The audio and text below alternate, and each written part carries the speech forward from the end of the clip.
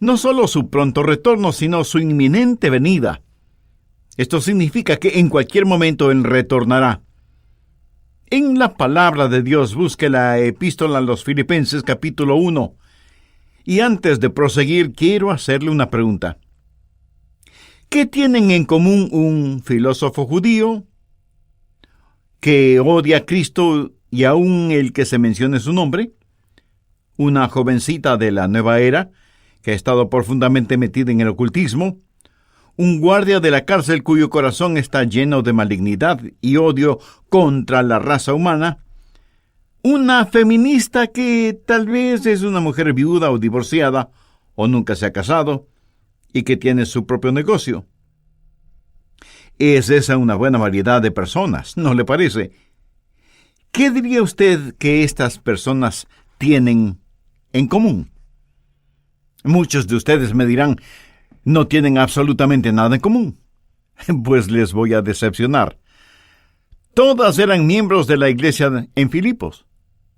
Y se lo voy a demostrar. El filósofo judío que se salvó fue el apóstol Pablo. La joven metida en ocultismo y miembro de la nueva era estaba poseída por un demonio, pero encontró salvación en el Evangelio de Cristo.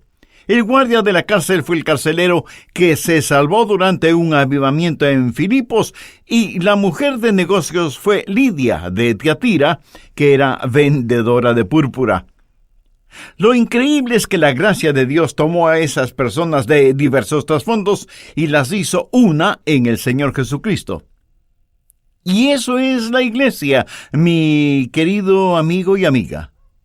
La iglesia es una familia de personas que vienen de diferentes trasfondos, de diferentes creencias, de diferentes ideas y que encuentran unidad en la familia de Dios. No sé mucho acerca de Lidia, la vendedora de púrpura, si era divorciada o viuda o nunca se casó, pero sé que necesitaba una familia. Y pienso en esa jovencita poseída por el demonio que fue liberada. Ella no era más que una esclava, un sucio juguete sexual de hombres más sucios todavía. Ella necesitaba una familia. Y ese rudo carcelero, pues también necesitaba una familia. ¿Sabe? Hay muchos seres humanos que necesitan una familia, en su ciudad, en mi ciudad, en todas las ciudades del mundo. ¿Sabe lo que es una iglesia? Es una familia por extensión. La iglesia es la familia para miles que no tienen familia. Por eso tengo esta serie de mensajes sobre la familia. Y me dije a mí mismo, ¿cómo puedo hacer para que estos mensajes sean prácticos, relevantes y den resultados? Y el Señor me dijo, Adrián, de eso se trata la iglesia. No debe ser únicamente el lugar para ayudar a la gente a construir sus propias familias en sus hogares, pero la iglesia misma es una familia para muchos que no tienen el gozo y el privilegio de tener un hogar. Quiero que miremos a esta iglesia en Filipos. Quiero que sea el modelo, el molde, el lugar en donde todos encuentran ánimo. Primero, deseo que noten cómo empezó esa iglesia. Y quiero que vean lo que voy a llamar la formación de la familia eterna de Dios. Mire, por favor, en el capítulo 1, el verso 1, Pablo y Timoteo, siervos de Jesucristo, a todos los santos en Cristo Jesús que están en Filipos. ¿Notó esa frase? A todos los santos en Cristo Jesús que están en Filipos. Ahora, ¿cómo es que estos santos llegaron a ser santos? De paso, déjeme decirle que hay solo dos categorías de personas en el mundo, los santos y los que no lo son. Los santos son los salvados. Pero, ¿cómo llegaron a ser santos? Bueno, retroceda al libro de los Hechos, capítulo 16, y veamos la fundación de esta iglesia. Es maravilloso. Y qué estupendas lecciones hay para nosotros. Ahora ponga atención porque voy a hablar de la formación sobrenatural de la iglesia. La única cosa de la cual tenemos el derecho de que los demás lo crean es el carácter supernatural de la iglesia de Cristo. Miremos esto cuidadosamente. Hechos capítulo 16, comenzando con el verso 6. Aquí se habla de Pablo, el misionero de Dios, y su compañero Silas. La Biblia dice: y atravesando Frigia y la provincia de Galacia, ahora note lo siguiente, les fue prohibido por el Espíritu Santo hablar la palabra en Asia. Y cuando llegaron a Misia, intentaron ir a Bitinia, pero el Espíritu no se lo permitió. En otras palabras, el Espíritu Santo les dijo: están prohibidos de ir hacia allá. ¿Alguna vez ha tratado de enseñar a alguien a manejar? ¿Qué es lo primero que le enseña? ¿El acelerador o el freno?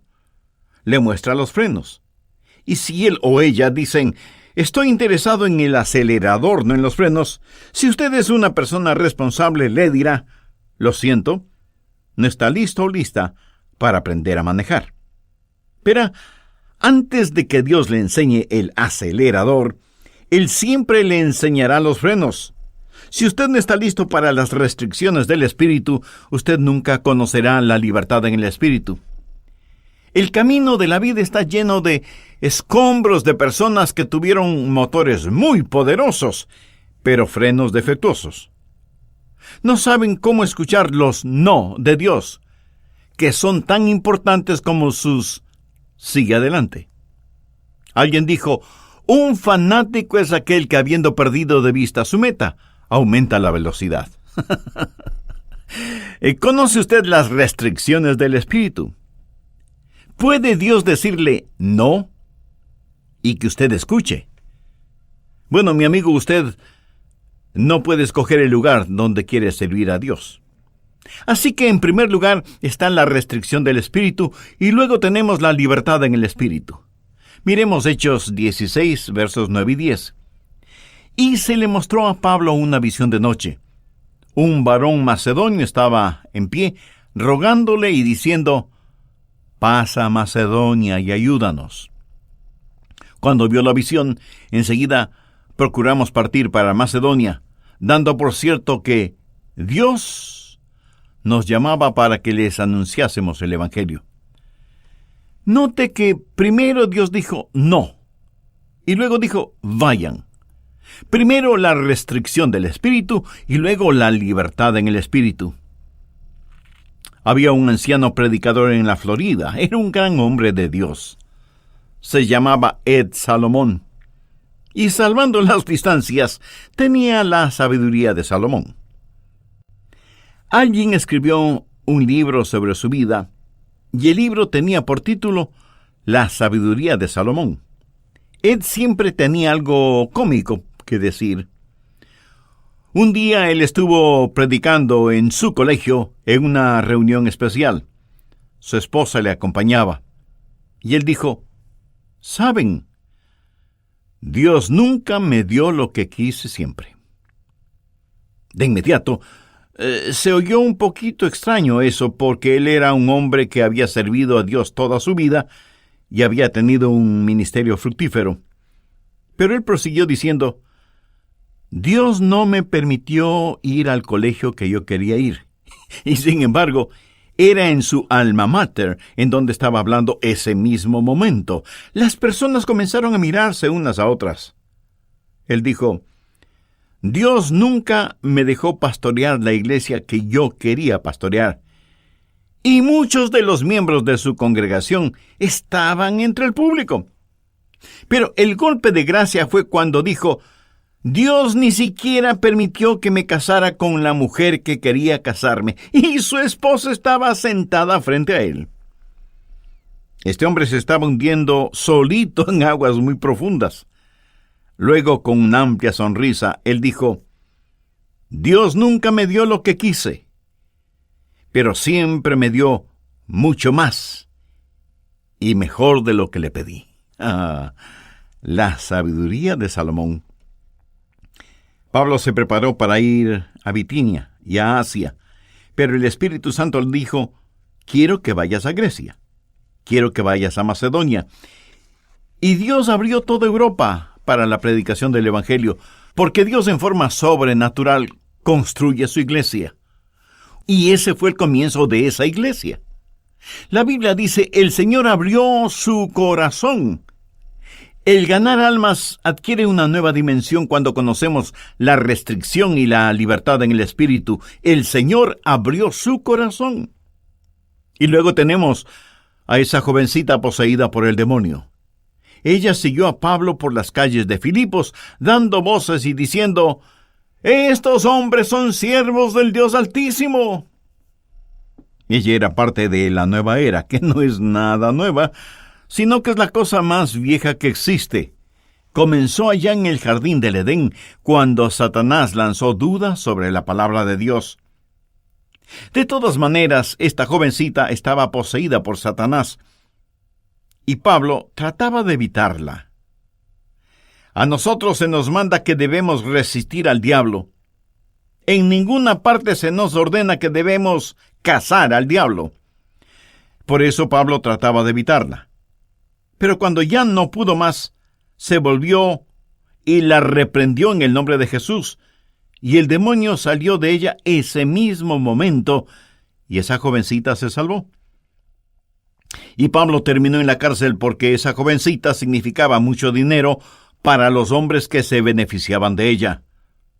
A la medianoche, Pablo y Silas fueron llevados a la cárcel, fueron golpeados y puestos en la celda más interna de la prisión. Y ahí están, oyendo las quejas y lamentos de los otros presos, y en medio de fétida pestilencia. ¿Qué es lo que Pablo y Silas hicieron en esa prisión? Alabaron y dieron gloria a Dios. Todos estaban acostumbrados a escuchar lamentos, pero nunca alabanzas a Dios. Estaban acostumbrados a escuchar maldiciones, pero nunca a escuchar oraciones. Pablo y Silas están orando, y Dios se siente complacido. Pero entonces sobrevino de repente un gran terremoto. Bueno, recuerde esa historia. Toda la cárcel comenzó a temblar, y los grillos y cadenas que sujetaban a Pablo y a Silas se abrieron y cayeron al suelo. Y el carcelero, ese rudo carcelero, está listo a suicidarse cuando Pablo y Silas le dicen: «No te hagas ningún mal, pues todos estamos aquí». O sea, amigo, no te suicides, ningún preso ha escapado, todos estamos aquí, y nosotros queremos hablarte de Jesús. Y el carcelero se salvó. Y creo que otros presos también se salvaron. Ninguno había escapado. Como que presintieron que algo sobrenatural estaba sucediendo y querían ver qué pasaba. Escuche, cuando una iglesia está bien con Dios, no importa cuánta persecución llegue, el diablo no puede detener el avivamiento. Todo lo que él puede hacer será cambiarse de lugar. Él estuvo en esa cárcel hasta el momento en que el avivamiento dio frutos en ese lugar. Escúcheme, Pablo era un filósofo. ¿Cuál es la respuesta para los sofisticados intelectuales de nuestros días? Jesús. Lidia fue una mujer de negocios, una empresaria. ¿Cuál es la respuesta para las más profundas necesidades del corazón de una mujer y militantes feministas? Jesús. La jovencita posesionada estaba en las garras del ocultismo. ¿Cuál es la respuesta para los engañados e hipnotizados por el ocultismo? Jesús. El carcelero rodeado por esos prisioneros criminales y ladrones, ¿cuál es la respuesta para el problema del crimen en todas sus manifestaciones? Jesús. Jesús. Y Jesús transformó a todas estas personas. ¿Lo ve? La restricción del Espíritu, la libertad en el Espíritu y los resultados del Espíritu. Esa es la forma en que Dios junta a las personas en lo que yo llamo la familia eterna. Ahora quiero que vea no solo la sobrenatural formación de la familia eterna de Dios, sino que quiero que vea en segundo lugar el dulce compañerismo de la familia eterna de Dios. Volvamos a Filipenses capítulo 1, desde el verso 1. Pablo y Timoteo, siervos de Jesucristo, a todos los santos en Cristo Jesús que están en Filipos, con los obispos y diáconos. Gracia y paz a vosotros, de Dios nuestro Padre y del Señor Jesucristo. Note que Pablo tiene a estas personas en su corazón al decir: Doy gracias a Dios siempre que me acuerdo de vosotros, siempre en todas mis oraciones, rogando con gozo por todos vosotros. Él no pudo decir lo mismo de la iglesia de Corinto. La razón: por vuestra comunión en el Evangelio. Hay, apreciado amigo, la sobrenatural formación, y esa sobrenatural formación siempre nos guiará a una dulce comunión. Vuestra comunión en el Evangelio. ¿Cuál es nuestra comunión? Nuestra comunión no son refrescos y galletitas. Nuestra comunión es en el Evangelio de nuestro Señor y Salvador Jesucristo. Y me atrevo a decir que en nuestras iglesias muchos de sus miembros no se conocen los unos a los otros, aunque estén sentados juntos unos con otros. Pero si usted conoce a Jesús y otra persona conoce a Jesús, eso es más que suficiente para tener genuina comunión, ¿no le parece? Hablando en términos generales, ¿qué es lo que nos sucede cuando estamos en una reunión social? Buscamos a las personas con las cuales nos podemos identificar de acuerdo al tema que estén conversando. Si a usted le gusta la política, se sentirá cómodo con otros que hablan de política. Si su preferencia son los deportes, usted buscará a quien esté conversando de deportes. Si le gusta la música o las artes plásticas o la literatura o cualquier otra rama del conocimiento humano, usted se sentirá muy bien con personas que, por así decirlo, hablan su propio idioma.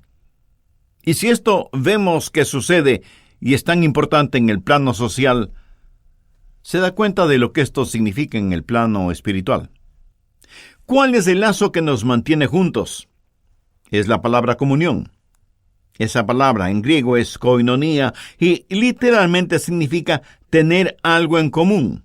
Tenemos un Señor en común, tenemos una vida espiritual en común, tenemos un amor en común, y esa es la comunión que hace la gran diferencia en nuestras iglesias. Por lo menos, anhelo que eso haga la diferencia en su iglesia y en mi iglesia. La palabra koinonia es usada 3 veces en esta epístola. Pudiera ser que usted esté hambriento espiritualmente y me diga: bueno, pastor, vengo a su iglesia, pero francamente me siento como un extraño. Vengo las mañanas al servicio y me siento como un espectador más. Y usted habla de una dulce comunión y de una maravillosa unidad. Yo no siento nada de eso. Vengo, canto los himnos, oigo su prédica y me voy. No conozco los nombres de casi nadie. Creo que buscaré una iglesia pequeña en donde pueda encontrar comunión. Bueno, seguro que usted puede encontrar comunión en una iglesia pequeña, pero la puede encontrar también en una iglesia grande. Y si no la encuentra en una iglesia grande, tampoco la encontrará en una iglesia pequeña, porque la verdadera comunión nada tiene que ver con el tamaño de la iglesia. Si usted quiere comunión, veamos en qué forma se usa la palabra koinonia.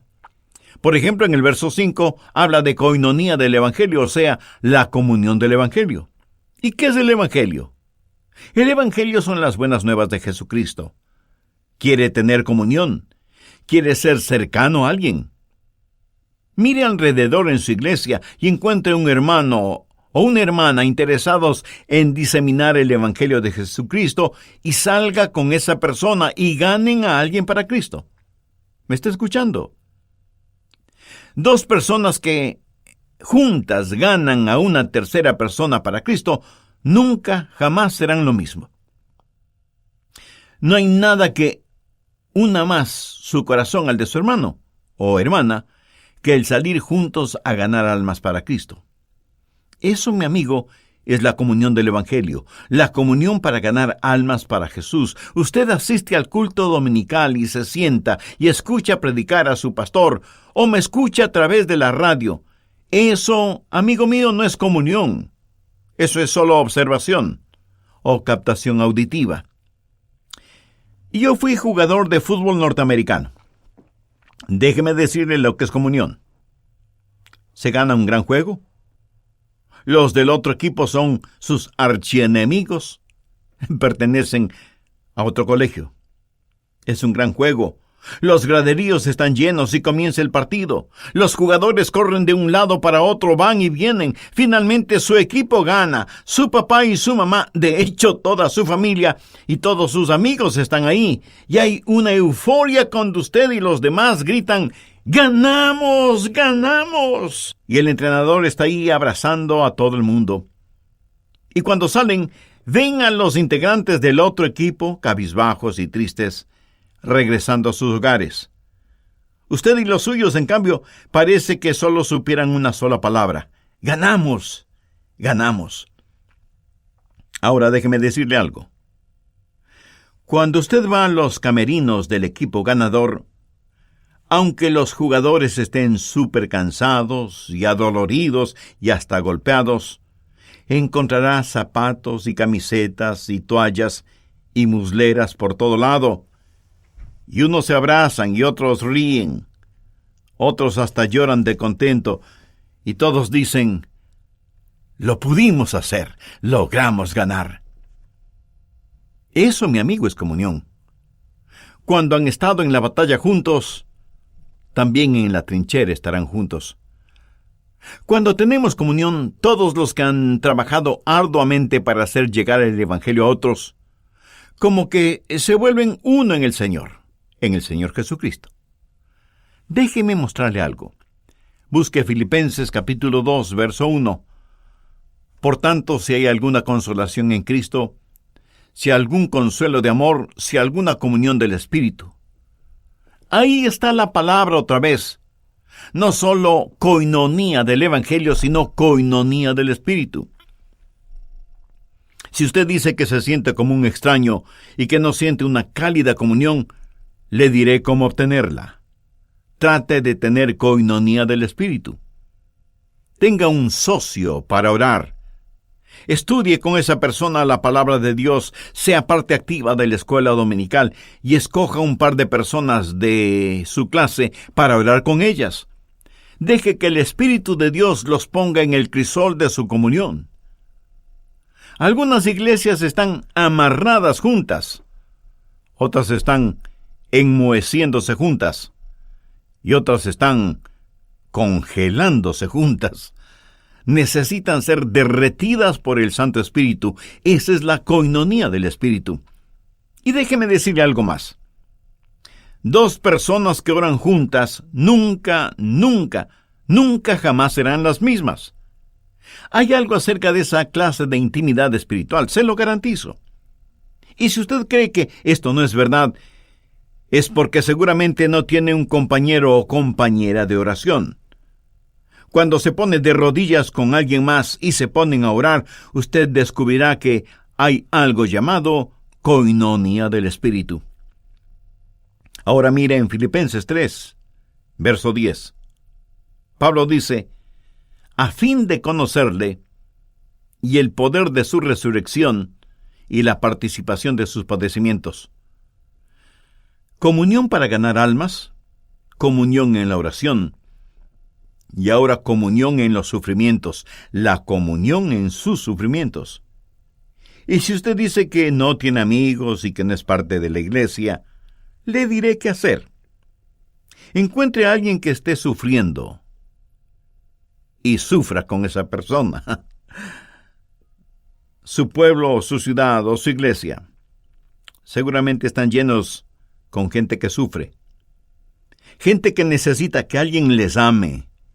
Alguien que ponga sus brazos alrededor de sus hombros. Pablo dice: quiero conocer la comunión de los sufrimientos de Cristo. Bueno, ¿cómo puede usted hacer eso? Jesús está en el cielo, pero él dijo: en tanto lo hiciste a uno de estos pequeños, mis hermanos, a mí lo hiciste. Dos personas que ganan a otra para el Señor nunca serán lo mismo. Y dos personas que lloran juntas nunca serán lo mismo. La coinonía del sufrimiento. Mi amigo, la iglesia no es un club, es una iglesia. Y somos un cuerpo en Cristo. Así que deje de ser únicamente espectador, actívese. Haga algo que tenga resultados eternos para usted y para los demás. Deje de ser solo un espectador, vuélvase activista. Hay algo más que deseo decir. En esta historia no solo vemos la sobrenatural formación de la iglesia y su dulce comunión, pero también vemos el seguro futuro de la iglesia. Veamos nuevamente Filipenses 1:6. Pablo, en el versículo 5, habla de la comunión en el Evangelio. Y en el versículo 6 dice, estando persuadido de esto. Me fascina esa palabra, persuadido. O sea, sin titubeos, sin tartamudeos, sin apología, estando persuadido de esto, que el que comenzó en vosotros la buena obra, la perfeccionará hasta el día de Jesucristo. ¿Quién comenzó la buena obra? Jesús. ¿Cómo lo hizo? Por medio del Espíritu Santo.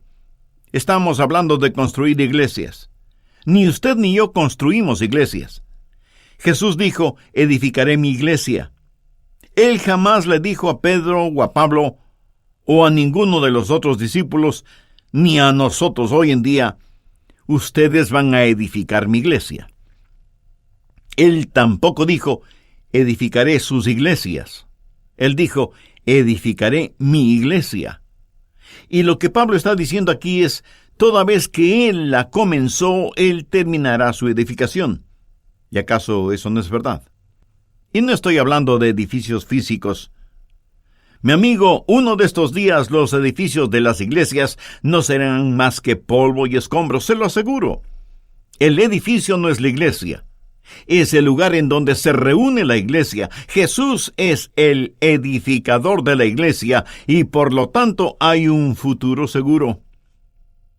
Escuche, ¿cómo se salvó usted? ¿Cree usted que fue su idea el ser salvo? De ninguna manera.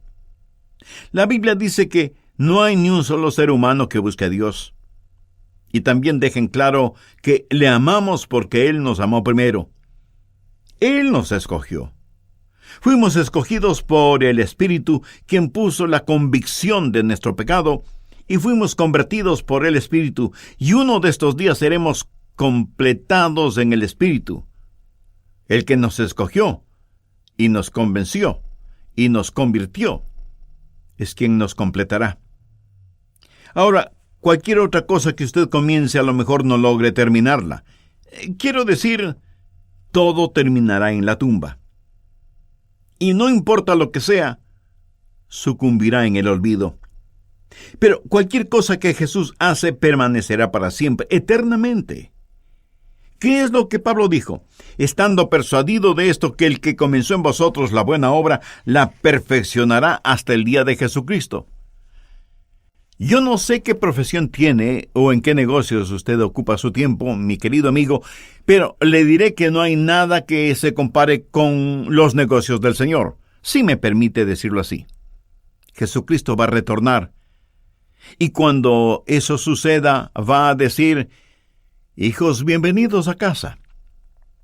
Y qué fabulosa fiesta de bienvenida habrá en el cielo. Los edificios físicos de las iglesias no son más que las plataformas de lanzamiento hacia el cielo. Gracias a Dios porque somos parte de la familia eterna de Dios. Quisiera hacerle una pregunta en forma personal. ¿Conoce usted al Señor Jesucristo? Note que no le pregunto si sabe algo acerca de Él. ¿Es Cristo una realidad viva y deslumbrante para usted? ¿Tiene la seguridad de que si muriera este momento, se iría al cielo? ¿Tiene esa clase de certeza? Y si usted responde diciéndome, pastor, nadie puede tener esa certeza, le diré que todos podemos tener esa certeza si hacemos las cosas a la manera de Dios y no a nuestra manera. La Biblia dice, nos salvó no por obras de justicia que nosotros hubiéramos hecho, sino por su misericordia. Si usted deja de tratar de llegar al cielo por ser una buena persona, y se da cuenta que todos pecaron y están destituidos de la gloria de Dios, y busca la misericordia de Dios y dice, Señor Jesús, soy un pecador, estoy perdido y necesito ser salvo, y confío en ti para que me salves. Mi amigo, Él le salvará. El mismo Jesús que salvó al apóstol Pablo, que salvó a Lidia, que salvó a la jovencita hundida en el ocultismo, el mismo Jesús que salvó al rudo carcelero, es el mismo Jesús que le salvará a usted, si usted se lo pide y confía en Él. Si usted hizo una decisión espiritual, le invito muy cordialmente a que nos escriba para regocijarnos con usted espiritualmente y para tener el privilegio de orar por usted y su nuevo caminar en la vida cristiana.